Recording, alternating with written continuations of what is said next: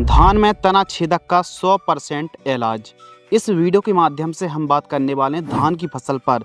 इस साल जो स्टेम बोरर है ना, इतना प्रकोप बढ़ चुका है कि इसको कंट्रोल करने के लिए हैवी से हैवी साल्ट हमको रिजल्ट नहीं दे पा रहे हैं। और धान की फसल पर यह जो तना छेदक है दोस्तों, यह 60 से 70% तक पैदावार को प्रभावित कर सकता है।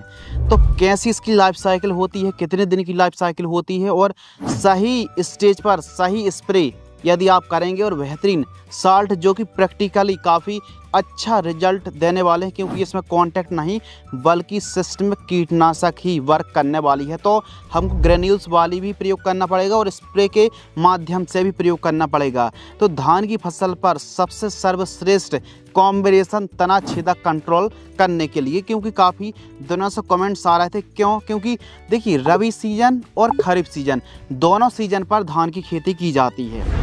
तो रबी सीजन में जो छत्तीसगढ़ में खेती की जाती है ज़्यादातर, तो वहाँ पर बहुत ज़्यादा परेशान किसान थे इस चीज़ को लेकर के कि तना छेदक आसानी से कंट्रोल नहीं हो रही है, और ख़ासकर खरीफ सीजन में भी यह समस्या आने वाली है।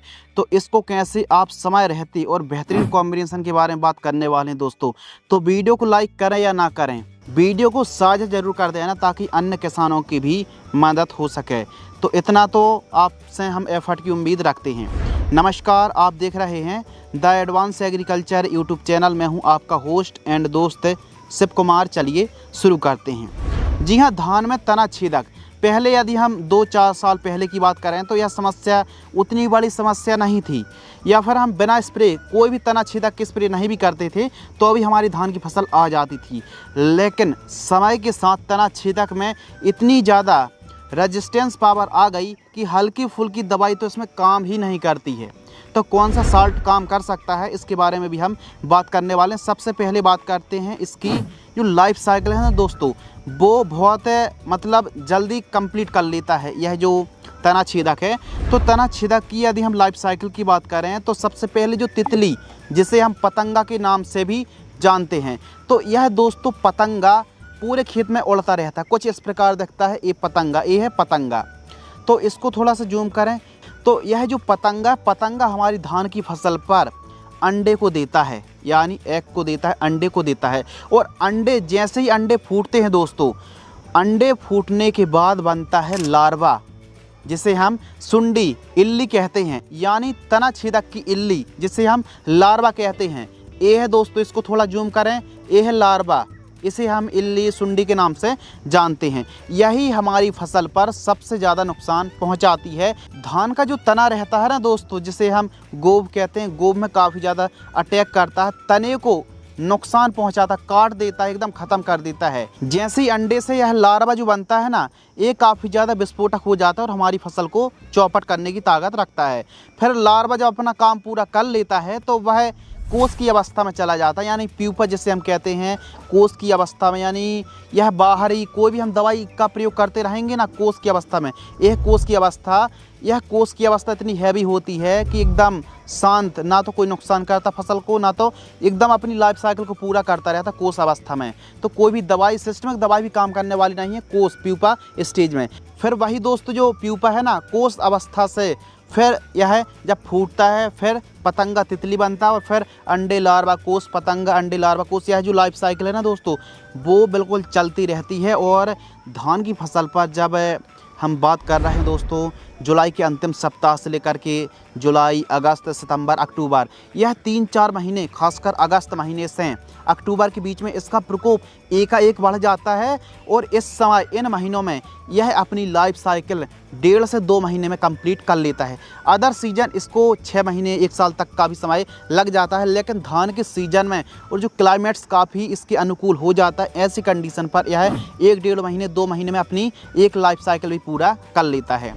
धान की फसल पर तना छेदक की यदि हम बात करें तो पतंगा को और प्यूपा स्टेज को कंट्रोल करने में आपके पसीने छूट जाएंगे। कंट्रोल होने वाला नहीं है, क्योंकि आप जैसे स्प्रे करेंगे पतंगा भाग जाएगा।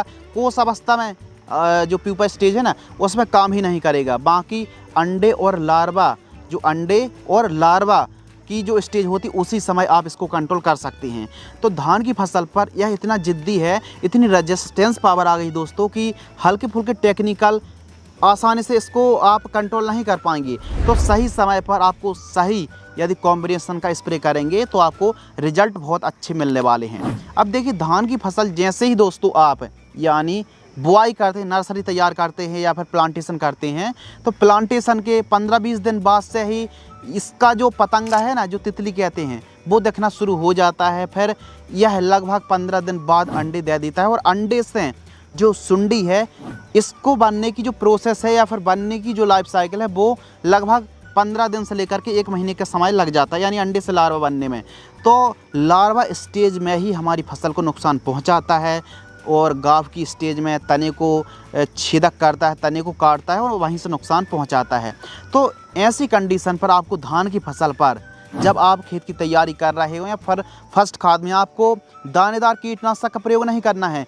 जब आपकी धान की फसल प्लांटेशन से 22 दिन के आसपास की होती, जी हाँ 20 से 22 दिन के आसपास की होती है, तो उस समय आपको दानेदार कीटनाशक सिस्टमिक इंसेक्टिसाइड का प्रयोग करना पड़ेगा। और धान की फसल पर तना छेदक को 100% कंट्रोल करने के लिए 3 ही कॉम्बिनेशन अच्छा काम करने वाले हैं।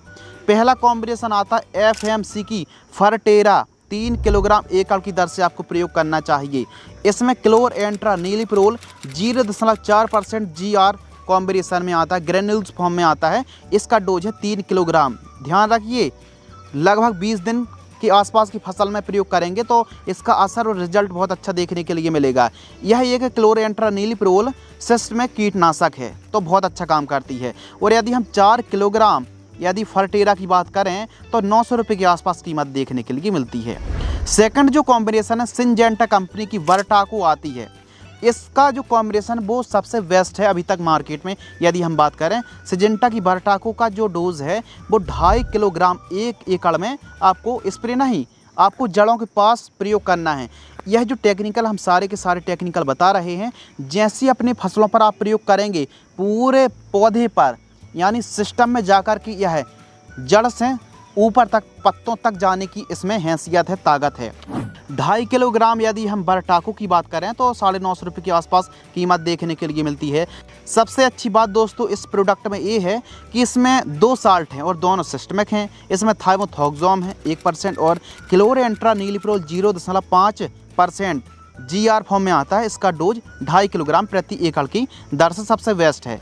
और एक कंटेंट और आता है, एक और साल्ट आता है जिसमें है कार्टाप हाइड्रोक्लोराइड 4G 4% वाला आता ना, कार्टाप हाइड्रोक्लोराइड 4% G फॉर्म में आता है, ग्रेन्यूल्स फॉर्म में आता है। तो जैसे धानुका कंपनी की कैलडान पर यह टेक्निकल आपको मिल जाता है।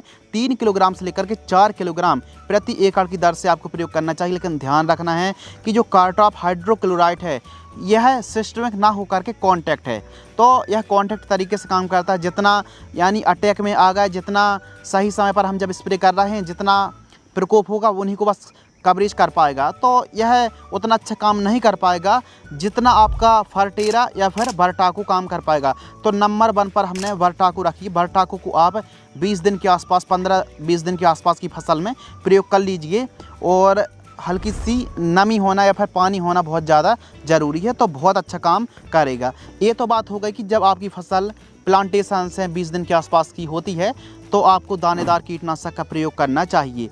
लेकिन स्प्रे भी बहुत ज़्यादा ज़रूरी है। और स्प्रे आपको जब भी इसका पतंगा दिख रहा है पहली बात, या फिर दोस्तों क्योंकि पतंगा को आप कंट्रोल कर लेंगे तो अंडा नहीं दे पाएगा। तो अंडा से फिर अंडा यदि दे दिया तो फिर अंडे से फिर जो सुंडी बन जाएगी, जो तना छेदक की सुंडी बन गई यदि, तो उसको कंट्रोल करना, उसको लार्वा कंट्रोल करना मुश्किल वाला काम हो सकता है। लेकिन हल्के फुल्के लार्वा का प्रकोप भी दिख रहा है आपकी धान की फसल पर किसी भी स्टेज में, तो आप एक काम कर सकते हैं कि सिंजेंटा कंपनी की InCipio एक कीटनाशक आती है, एक नया टेक्निकल है। यह जो आप टेक्निकल देख रहे हैं आइसोसाइक्लोसेराम, यह जो टेक्निकल आप देख रहे हैं 18%, इसको आपको 120 ml 200 लीटर पानी घोल करके प्रति एकड़ की दर से स्प्रे करना। यह साल्ट भी बहुत अच्छा काम करता है। दूसरा एक टेक्निकल हमको और अच्छा लगा, कार्टाप हाइड्रोक्लोराइड 250 ग्राम लेना है और वाइफेंथ्रिन 300 ml लेना है। इन दोनों को आपको 200 लीटर पानी घोल करके प्रति एकड़ की दर से स्प्रे कर सकते हैं। और तीसरा जो कॉम्बिनेशन है लैम्डा साइलोथ्रीन, जैसे कराटे आती है 250 ml, प्रोफेक्स सुपर आपको लेना है 250 ml, और इसके साथ एसीफेट आपको लेना है जो 75% वाला आता है ना SP 250 ग्राम। इनको 200 लीटर पानी घोल करके प्रति एकड़ की दर से स्प्रे कर सकते हैं। धान की फसल पर यह जो टेक्निकल हैं वो बहुत अच्छे काम करते हैं। जब भी आपकी धान की फसल पर प्रारंभिक स्टेज पर दोस्तों यदि लार्वा का प्रकोप होता है, पतंगा का यदि प्रकोप दिखता है यदि आपके खेत में, तो आप स्प्रे कर दीजिए। बहुत बढ़िया कंट्रोल मिलने वाला। कोई एक कॉम्बिनेशन को आप चला सकते हैं और एक दानेदार कीटनाशक का प्रयोग आप जरूर कर लेना। तो इस प्रकार धान की फसल पर यदि आपने इस वीडियो को पूरा देखा होगा तो 100% आप कंट्रोल कर सकते हैं।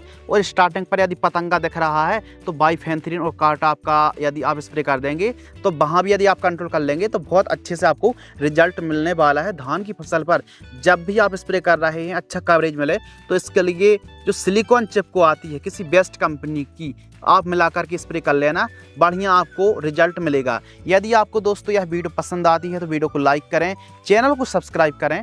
धन्यवाद।